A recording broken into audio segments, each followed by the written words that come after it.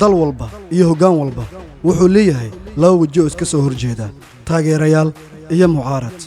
Soomaaliya maanta xil ay ka muuqdaan isbeddello waxqabad la taaban karo haddana waxaa jira codad ka soo horjeeda hoggaanka dalka waa maxay sababtu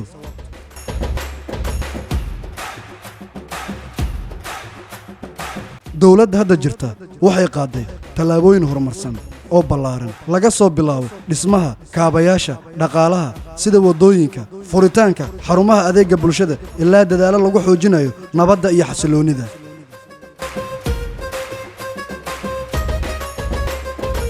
hase yeeshee waxaa jira codad ka soo horjeeda dawladnimada kuwaas oo inta badan dhaliishooda aysan ku dhisnayn xaqiiqooyin sugan balse u muuqata diidmo aan sal iyo raatoona lahayn su'aasha isweydiinta mudan waa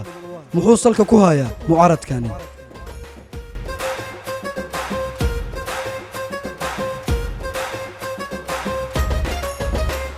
mucaaradnimadu ma tahay mid ku dhisan aragti siyaasadeed oo bisil oo higsanaysa in dalka loo horseedo wadda ka duwan tan hadda lagu socda mise waa iska caabin aan lahayn ujeeddo cad oo keliya loogu soo horjeedo horumarka muuqda